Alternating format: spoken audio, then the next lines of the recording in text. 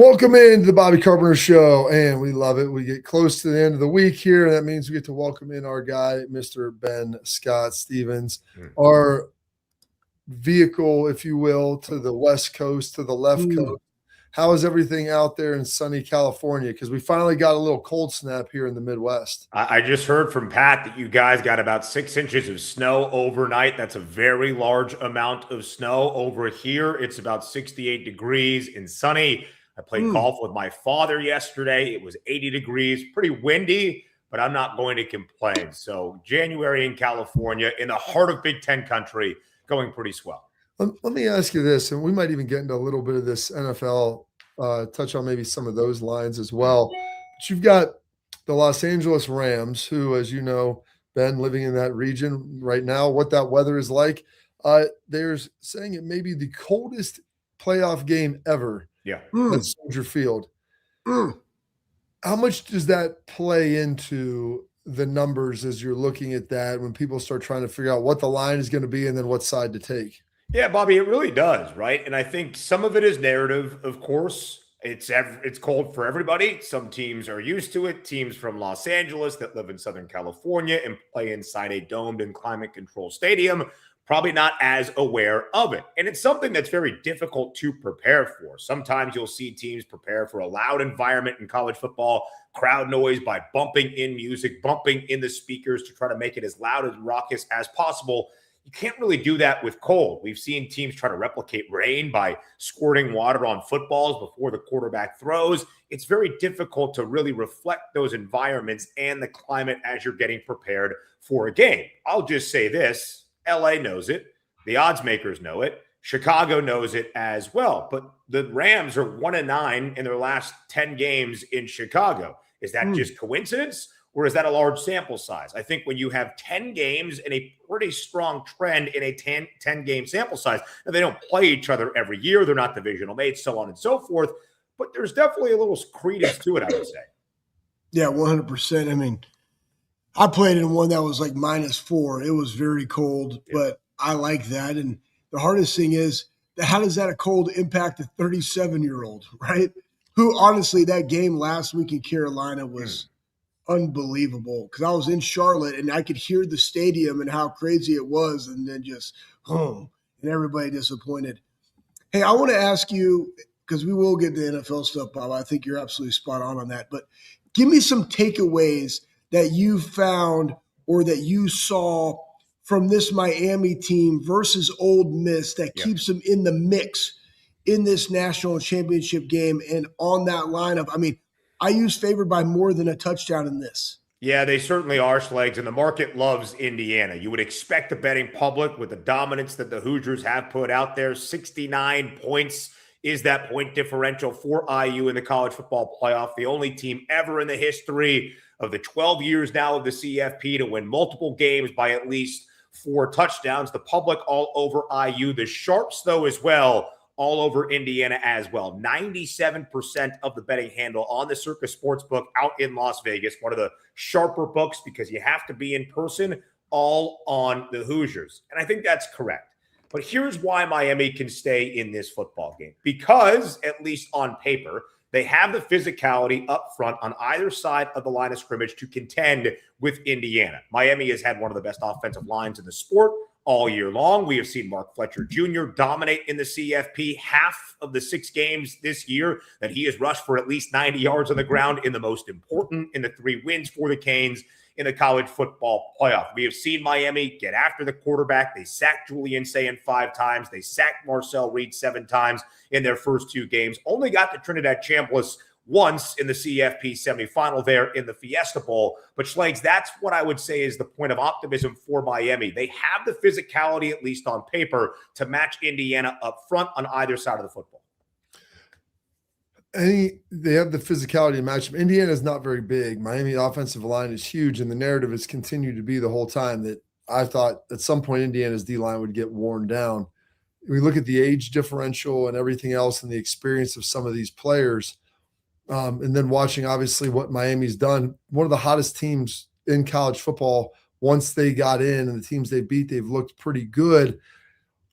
That defense and how Indiana's playing, How does that play into the point total for you when you start looking at this and then looking at two really good D lines and the fact that both of the teams kind of have longer sustained scoring drives? Yeah, Bobby, as we talked about in that Miami Ole Miss game, everybody was on the under. The overwhelming majority of the public on the under because they had seen Miami in their first two college football playoff games and were relying on the defense if the Canes were going to pull through. I said last week, all the sharps on the over. I love that split because oftentimes you get public money on the over and it's the other side for those sharper minds. And of course, the over did come through with a flurry of scoring late in that football game between the Hurricanes and the Rebs. Most of the public this week on the over of 47 and a hook for the national championship game between Miami and Indiana. Most of the public, or excuse me, the sharper handle on the under.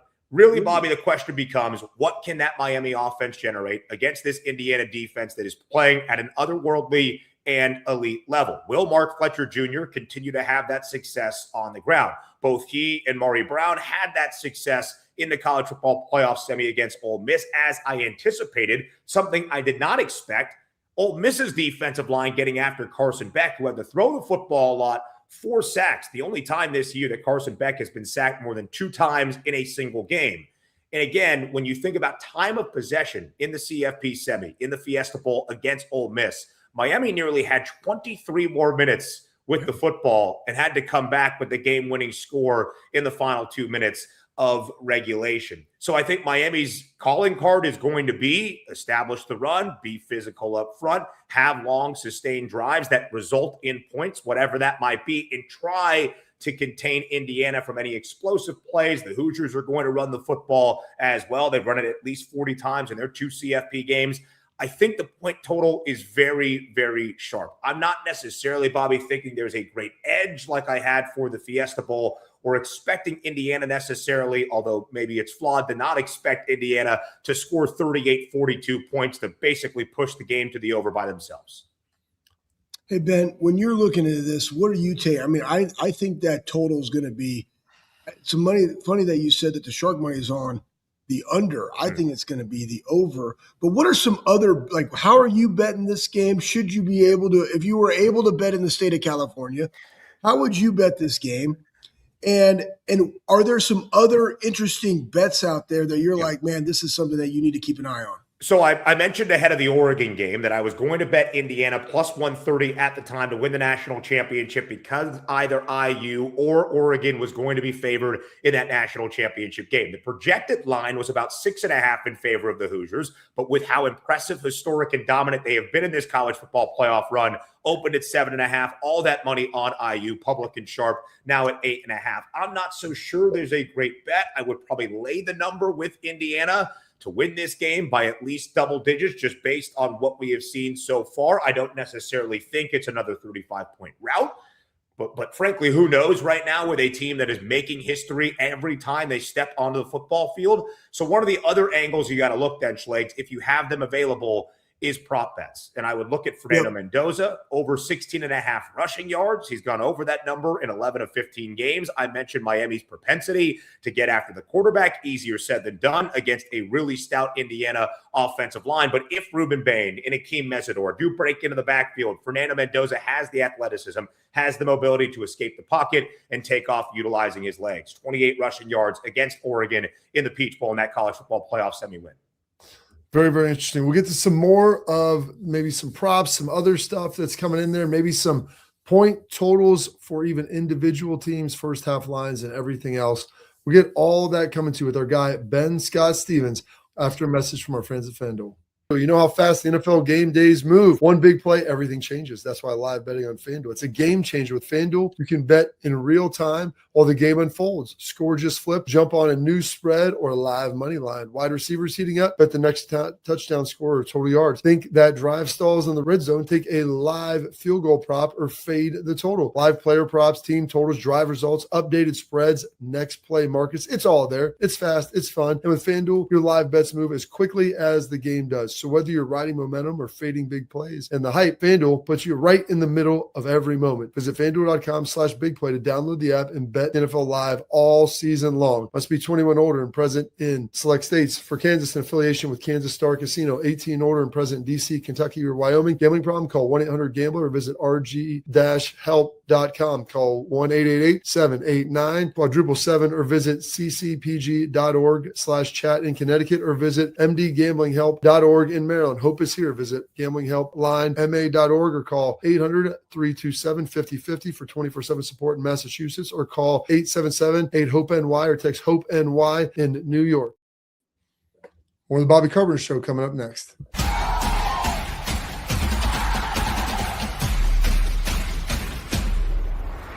I'm Garage Beer, and this is Bobby Carpenter. Garage Beer. Beer flavored beer. Beef with an F? Okay, my bad. It's crisp and cool, and it doesn't taste like I'm Bobby Carpenter. I drink in garages because my wife says I don't belong inside.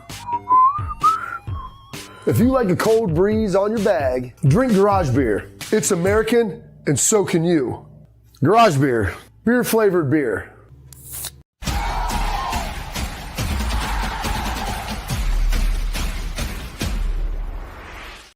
More with our guy, Ben Scott Stevens, as we take a look at this national championship preview here.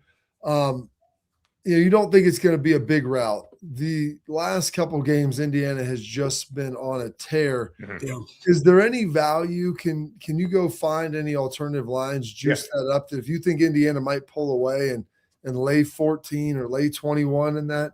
Oh, for sure. You can definitely go alternate spreads, find yourself some plus money. It's an 8.5-point spread. You think they win by 2 touchdowns, which to cover 8.5 points would not be out of the ballpark of, any kind of idea. Minus 13.5. I don't know what the plus money price is on FanDuel, but you're going to have at least 2 bills to 1 would be my guess. I also think there are a way, Bobby, just to simply break down the football game. It's one of my favorite things to do from the sports wagering perspective. We're just talking about who wins a football game, by how many points, and how many points are scored. And if you paint a path to victory for either side, what you feel is the likeliest outcome, you can find the coordinating bet that you want to place. We were talking about the point total earlier for the game overall. Sharps on the under. Schlegs thinks there might be some points to the over. If that's the case and Indiana wins comfortably, you got to look at the Hoosiers team total, over 27.5. Now, it's got some juice at minus 130, but to get to 4 touchdowns for this Indiana team seems almost like a walk in the park, and perhaps what is the most likely outcome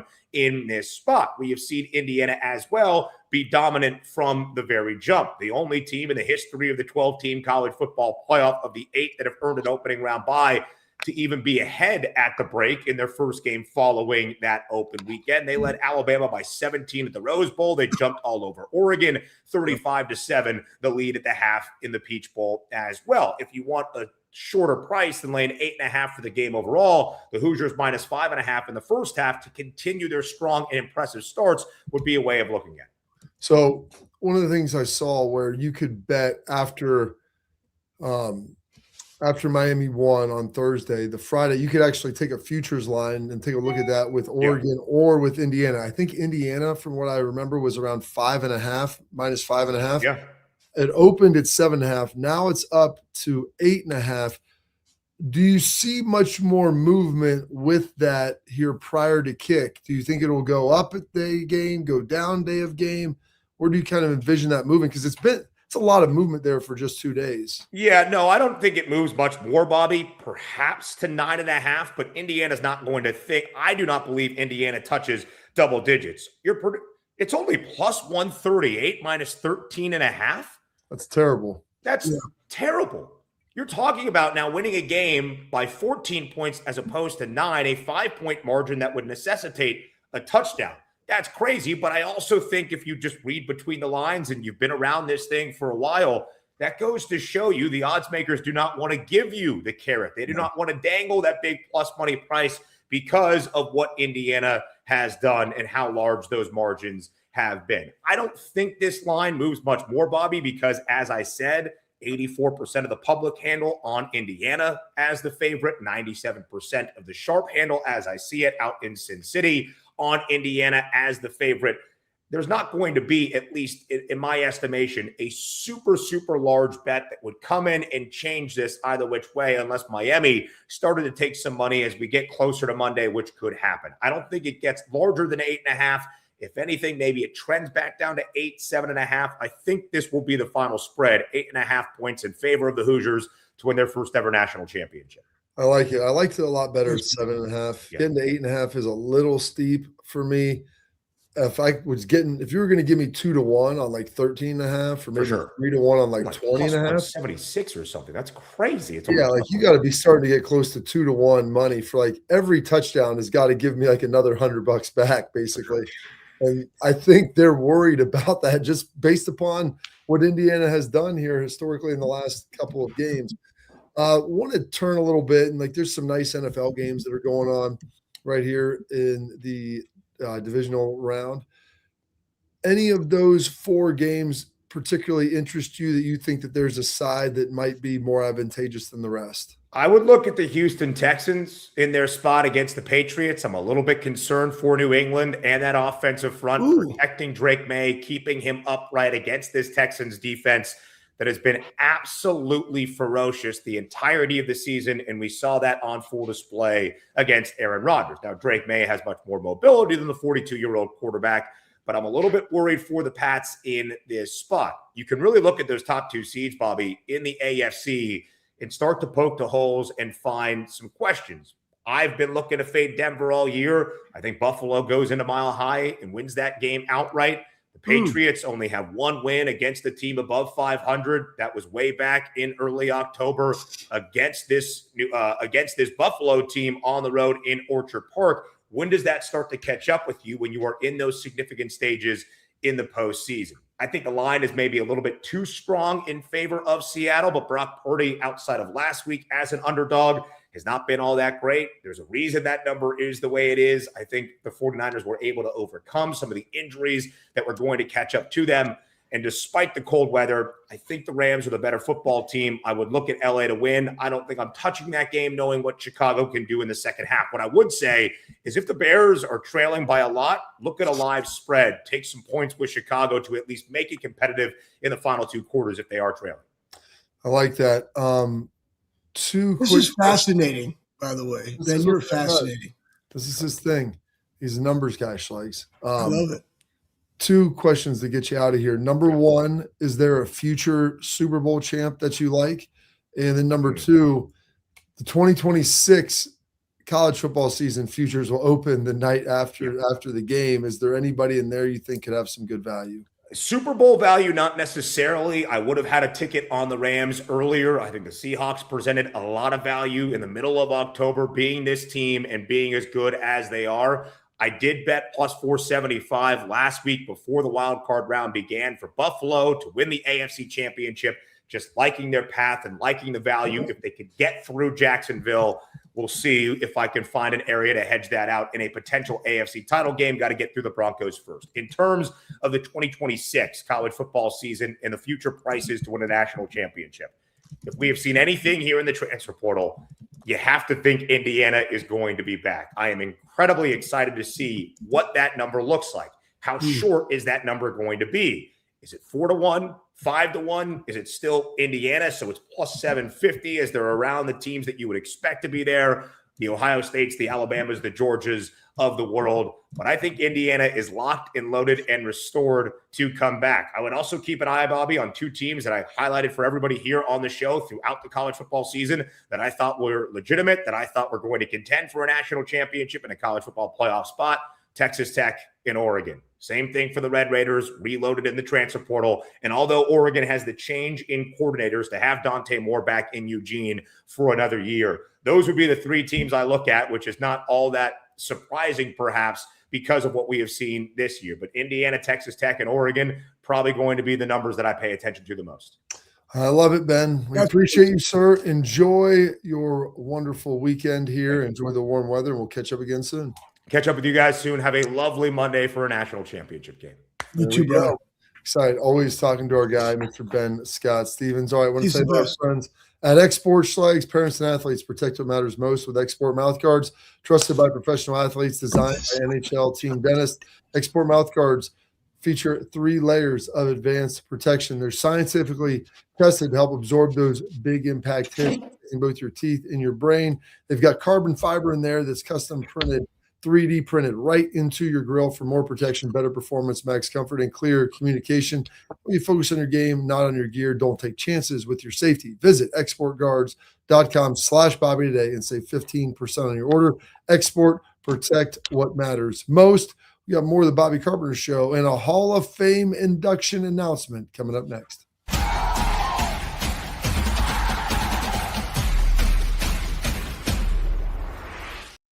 I'm Garage Beer, and this is Bobby Carpenter. Garage beer. Beer flavored beer. Beef with an F? Okay, my bad. It's crisp and cool, and it doesn't taste like I'm Bobby Carpenter. I drink in garages because my wife says I don't belong inside. If you like a cold breeze on your bag, drink Garage Beer. It's American, and so can you. Garage Beer. Beer flavored beer.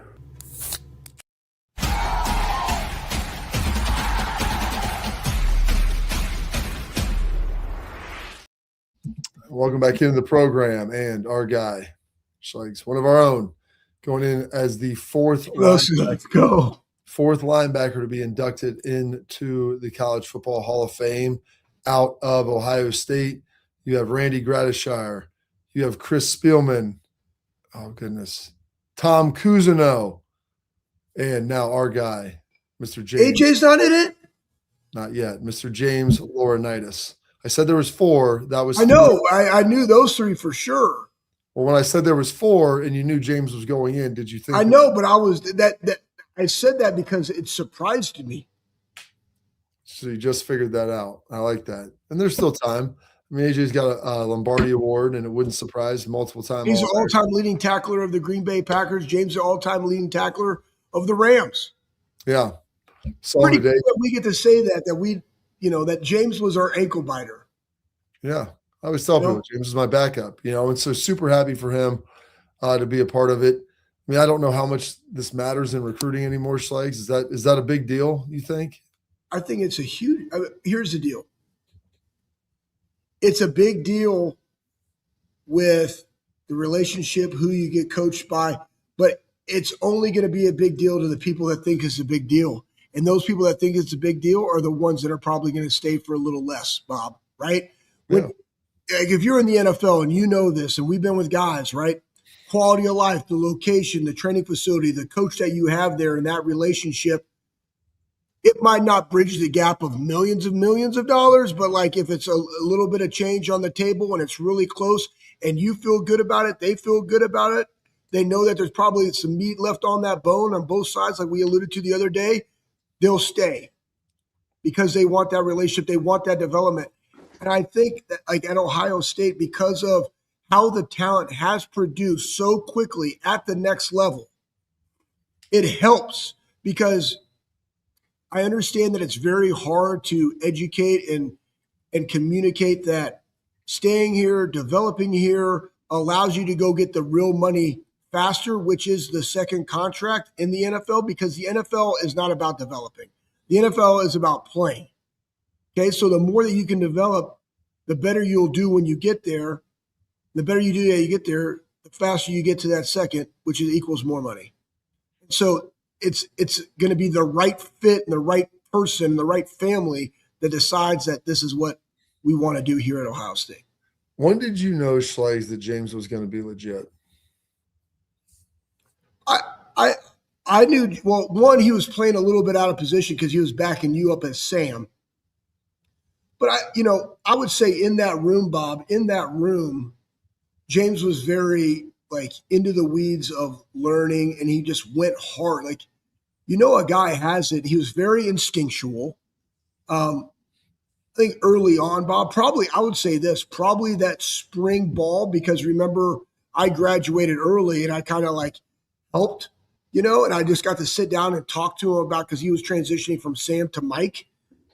And just like right at that time, like he saw the big picture and the vision of the entire defense very, very quickly. And he made the transition seamlessly and played it at a high level for 3 years at Ohio State. So I knew it very, very early on. Like, because, when we're in the room, we're thinking about what we got to do. And yes, we talk ball to Marcus and James and Hoobs and all those guys, right? But it was that moment where I got to just kind of explain and how he grasped it. No problem. He grasped it always. I think I always knew he was a conscientious kid. He worked really hard. He wanted to be really good. Yes. Didn't have, like Schleg's, any elite traits. You know what I'm saying? Like, he wasn't ultra big, wasn't ultra fast, smart, physical guy, always knew where to be, good tackler, but he didn't have anything like exceptional. And when you're at Ohio State, you get some guys that are very exceptional in certain areas. But I think it was just his work ethic over the course of his career. I think that's what makes him a good coach. It's his ability to kind of relate to guys of saying, hey, I wasn't nearly as fast as you. I wasn't as tall as you. Wasn't have as long of arms. Like, I wasn't able to do some of those things. So this is how I had to do it. Yep. And he can find little edges for guys for how to utilize their talent the best. And that's what I always talk to people. No two players will ever play the position, even the call, the same way. You use what God gave you and what you've worked for. Talent is what God gave you. Discipline is everything else. And you use those attributes, whether it's taking on a block, how quickly you diagnose the play, whether you can run over top of it, whether you run underneath of it, how you take on the block. Like, all of those things are a function of, like, just your total composite as a player. I think James, like Fick, has done a really good job of being able to articulate that to guys and saying, I can get you there. I'll give you all the tools that you need. Then you got to tell me, we'll figure out how you best use those, because how player A does it to B to C to D, like, they're all going to be different based upon.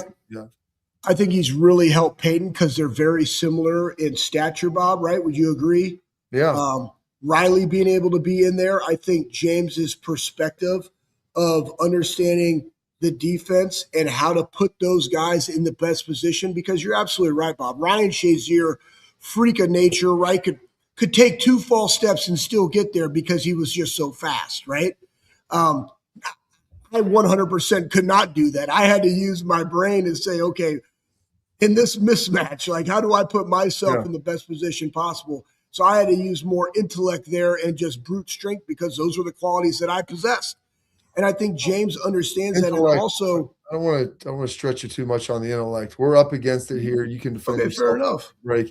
I was going to say one more thing. You know what? I'm going to tease it. I'm going to say one more thing about James that I think is right. He's a really good football coach. I like it. What else is really good is Backer, bckr.com. Elite fan gear, designed by fans, for fans, to make a better quality product. It looks good. It feels good. It has all the function and features that you want out of your apparel, for wind, for rain, for the cold, which is a little cold snap now. You've seen us wear the hats. I wore the windbreaker. Gosh, it was so nice at most of the games. I think I just wore the windbreaker, not even the cold gear, to any of the games this year. But it's like all the elite gear that you buy for the hunting, the skiing, the fishing, the golfing. It has all of it. I love it all. Go check it out, bckr.com. Use promo code Bobby, BOBBY, for 10% off at checkout. That's all caps, by the way. More of the Bobby Carpenter Show and our headlines coming up next.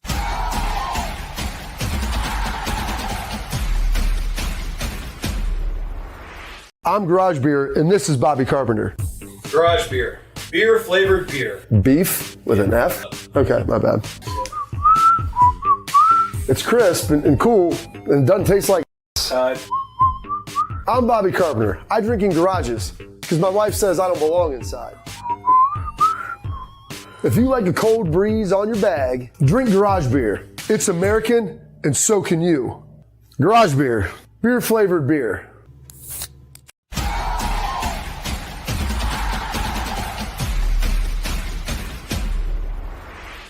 Welcome back in the Bobby Carpenter Show. And Schlegs, why don't you tell us your one more thing of what makes James Laurinaitis a really good coach?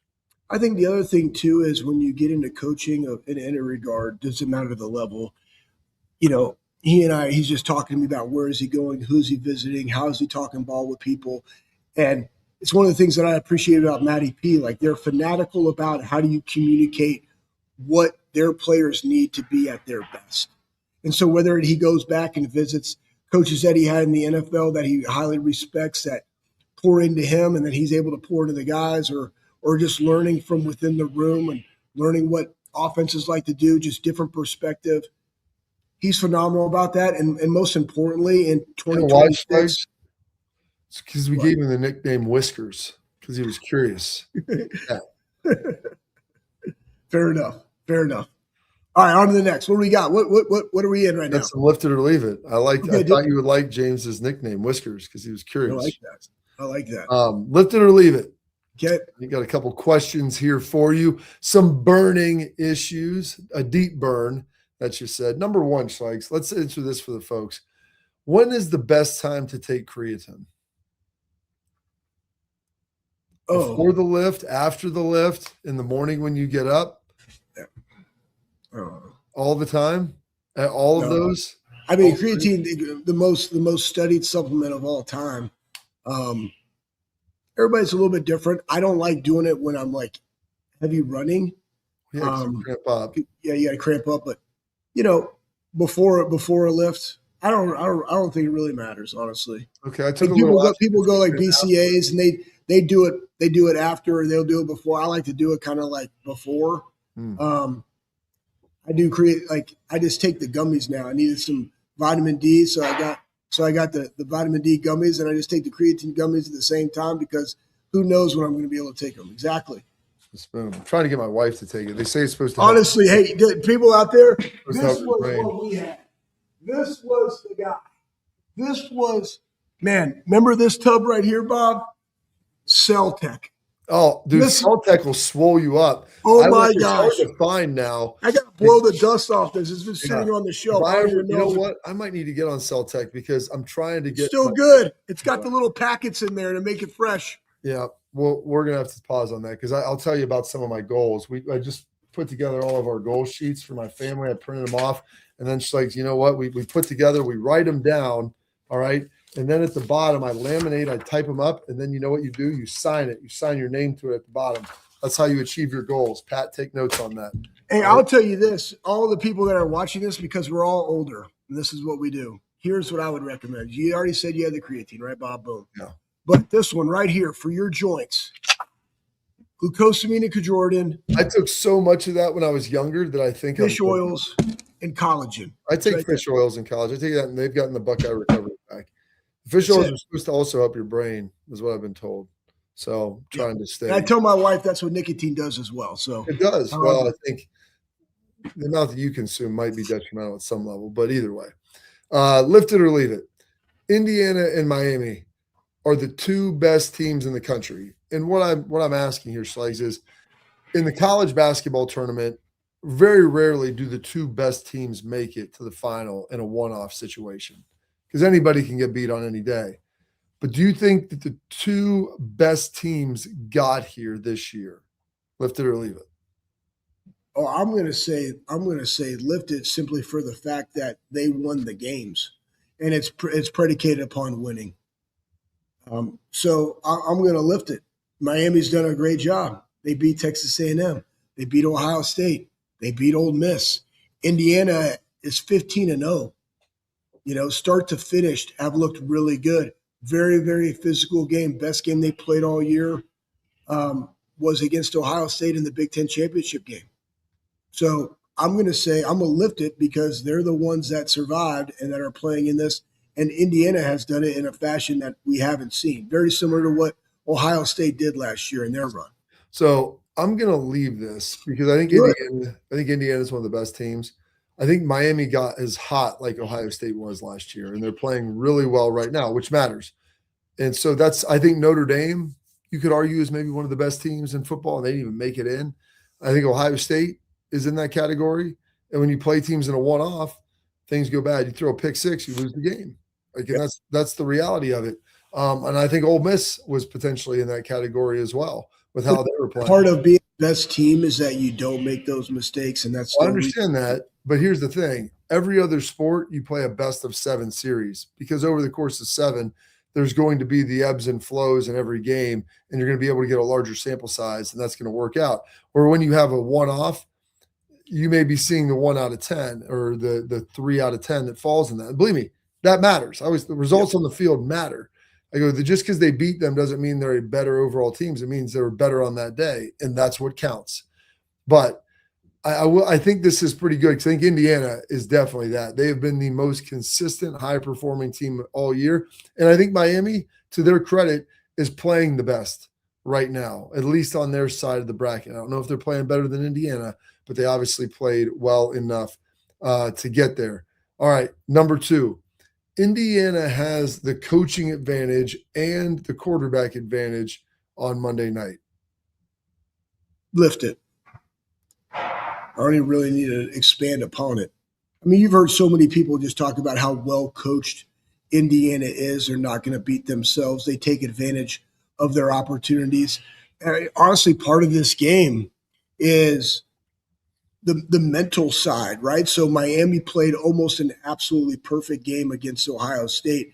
In the game versus Old Miss, they had a number of penalties that got them off schedule. You know, how are you able to overcome that versus this defense that Indiana has? They're very disciplined. They're well coached. So the answer is yes, Indiana lift it, has the advantage in coaching and quarterback play on Monday. I'm going to lift it because Fernando Mendoza is like a robot back there. He doesn't make mistakes. You watch him play. You know, he took a couple sacks against Alabama to start the game, and then was just an absolute terror. He's tough to get rattled. If you get to him, maybe you can get him rattled a little bit, but he does a good job. He throws on the run. He pulled it down against Oregon, scrambled when he needed to. He's an athletic guy. He's 6'5", but he is like a robot back there.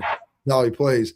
And Kurt Signetti, my gosh, legs. I mean, I've never seen a guy coach like he does on the sideline. I love it. When you watch him, like it doesn't matter whether they're up 30, down 30, or somewhere in between. Have you ever seen anybody that is that locked into the game the entirety of the time?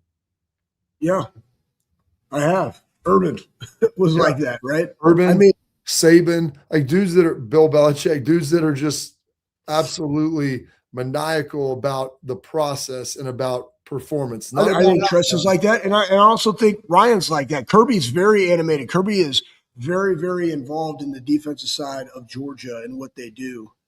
I would say this, Bob, like all of the good coaches that are in college football are very similar to that. What stands out about Signetti on the sideline is just he is the same. He does not get up. And his down is just what he looks like. You know what I mean? Because he's chasing perfection, knowing that perfection will never occur, but that is the standard. So even on a holding penalty or a fumble or whatever, like a small detail, it impacts him because he is chasing perfection. And when you chase it and you might miss your mark, right? You kind of hold the expression aim small, miss small, but like you miss, but you miss like by that much, right? In the grand scheme of things, if that's 1,000-yard shot, that's still a kill. So that's kind of how his mentality is. And his guys are just like that. I don't doubt that. All right, we are up against it, Schlegs. Sure. One more question. We're going to have a lot of great questions. Tailgate talk. Love this one. Tailgate talk. We've got our girl Doreen talking about her 5 grams per day, which is supposed to help your brain function, especially in women. And a lot of that stuff with creatine. So it's all good. It's all there. Schlegs, women need to lift, just so you know. Well, there you go. Yeah, I mean, that's something that I'm championing that, and we'll work on it as well. All right, we're going to toss this to break. We got our tailgate talk here coming up next. We'll answer your questions about the state of college football, where we're at, national championship game, all of that, whatever it is, just in general. Coming up next on the Bobby Carpenter Show.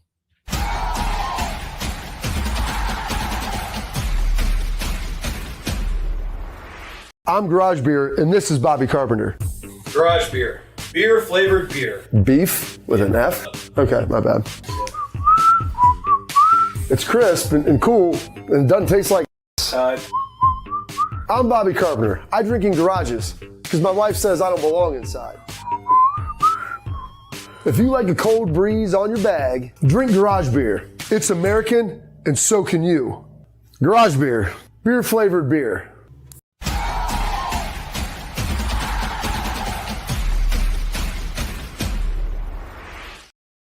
All right, welcome back into the program. One of our great Hall of Fame chatters, Emily, go Bucks, Slags. Yep. Threw out there, I put my goal sheet up, and she goes, "Will you share your goals with me so I can help keep you accountable?" I do. Listen, we laminate them all, and we put them on our, Doomajig. on our mirrors. I put them somewhere prominent for our kids. And so like my fitness goals for last year, they're right here at the bottom, Schlags. I don't know if you can see that. Boom. Gasser test at 42, 25 pull-ups, maintain 235 with 11% body fat. A little high on the body fat this year. So I was like, all right, like it's like half an X. Got to check on the Gasser test. And I only was able to do 23 pull-ups. I was a little heavy at the end of the year just from simply just from the holidays, eating too much. And so that was one. So I go through and we like cross them off, read 8 books, check mark. No swearing in the house around wife and kids. That got an X, unfortunately. Read my daily devotional, make sure I watch or attend every church service, like all these different things. So try to give different check marks in here, give some X's, and then you move through. I go, it's okay. And you go, you can have the same goals every year. Like my goal is to read 8 books every year, like that's fine. So I put it up again. There's no reason that needs to leave the list. It's something that I'm trying to do and something that I'm trying to get done to be able to get that. And one of my goals this year, Schlags, is to bench 315 5 times again. Okay. I had a pec issue and I've had shoulder stuff, so I haven't been benching as heavy. I'm like, you know what? Let's see if I can do that. And also in that same fitness goal category for me was to run a 6-minute mile. So I ran a 6:20 this summer, super hungover. So I was like, and I still had a little gas in the tank. I don't know if I could have got all the way to 6, but I was like, I could have probably got under 6:15, maybe to 6:10. And that was with a pretty steady night of drinking. And it was like 9 o'clock in the morning. It was pretty hot. So do that. I want to do the Gasser test again, some other things. Got some financial goals in there, some spiritual goals. I like that you set those. I don't set any. Well, Slags, at Tress, we've got I could go over to my bag and pull out our big goal sheet that Tress gave us. So I tell my kids, like, let's categorize them out. You guys have some school goals. You got some fitness goals. Get some sports goals. Get like some spiritual goals. You have financial goals in there. Like, all right, let's kind of get all of those things wrapped around together when we try to figure that out. So mine's pretty stationary. Love God, love people, share Christ. How get a routine. Okay. Get a routine. Like that's great. Honestly, that's what I need. Those aren't quantifiable and measurable. I know. That's okay. I don't need to quantify them. They do. Trust's rules. Goals must be specific and measurable. So I remember that. I know. I have it. That's a great overarching goal. I tell my kids that. And then you know what I make them do underneath it, Schlags, how we're going to achieve that goal. He goes, so you want to start on your sports. What are you going to do to help make that happen? All right. You want to, read so much of the Bible. How are we going to do that? What's our plan to try to get there? All right. So I don't mind those being more vague goals, Schlags, but like, how are you going to try to plan to achieve them? That to me is more than even the goal. But when you write goals down, I want to say you're like, I forget the exact percentage. It's like 70% higher. And I make that we sign our names to them too at the bottom. So like, boom, these are your goals you gave to me. We talked about it, and boom, we're going to be ready to go. Hey, so, I would tell you about a goal that I know all Ohio State had. I threw it in the chat there. Boom. Zach, you got a kicker. Yeah. So, I would say this right now for the program, you got 2 goals. One goal, hey, how do we get a kicker? Boom, they got one. Throw it up there, Pat. Look at this guy. Okay, from Baylor. What was he? He was like all of his extra points. He made them good. It's from the 2. You should make those. 18 and 22 field goals. Long of 54. Hey, 3 of 4 from plus 50. I like that. Now, the one thing you always have to keep in mind with quarterbacks and kickers, where are they kicking? He's a Baylor guy in the Big 12. Did he have any cold weather kicks? Were there any wind situations? It's a lot harder to kick that ball when it's like it is right now outside than it is when it's warm.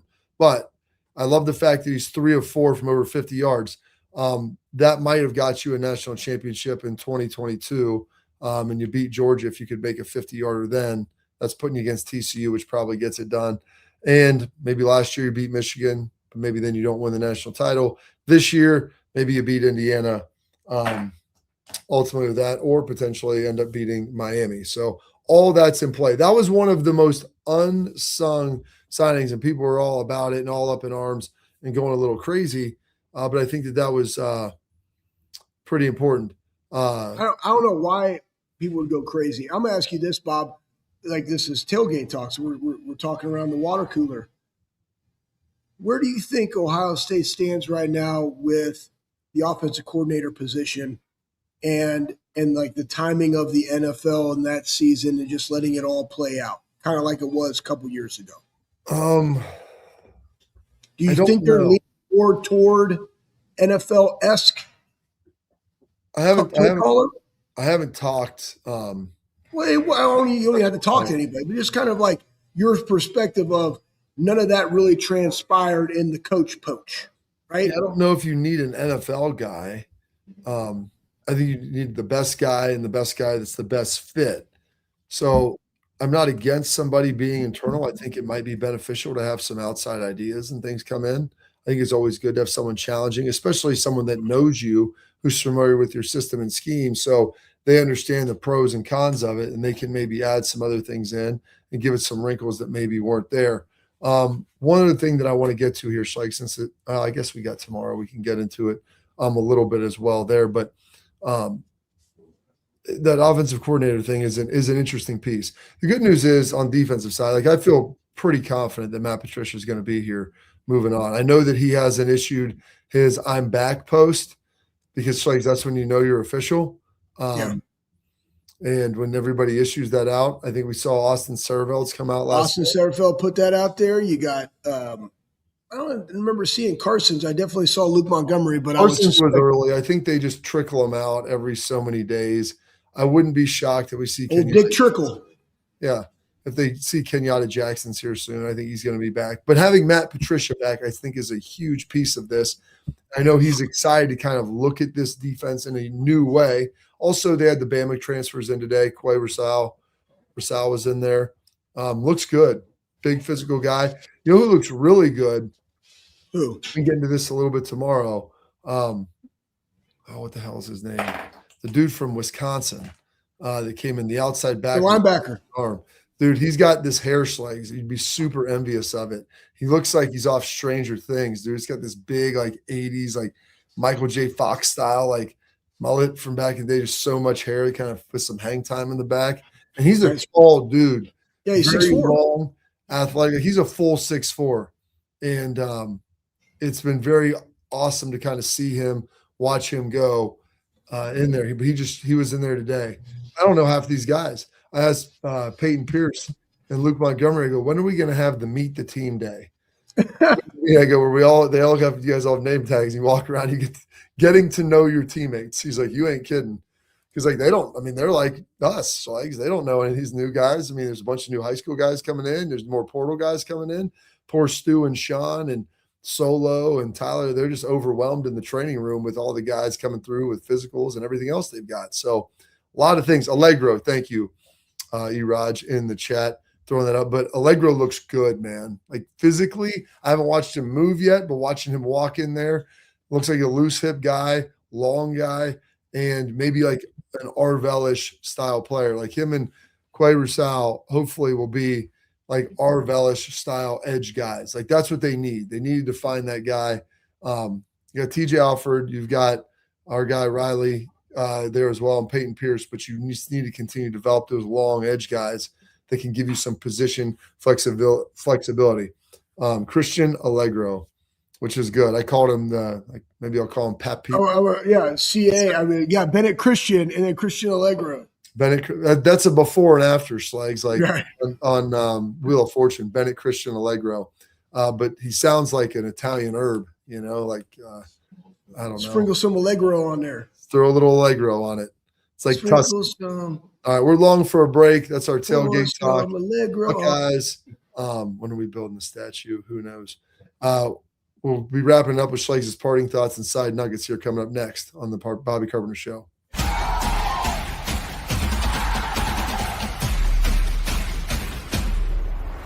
I'm Garage Beer, and this is Bobby Carpenter. Garage beer. Beer flavored beer. Beef with an F? Okay, my bad. It's crisp and cool, and it doesn't taste like I'm Bobby Carpenter. I drink in garages because my wife says I don't belong inside. If you like a cold breeze on your bag, drink Garage Beer. It's American, and so can you. Garage Beer. Beer flavored beer.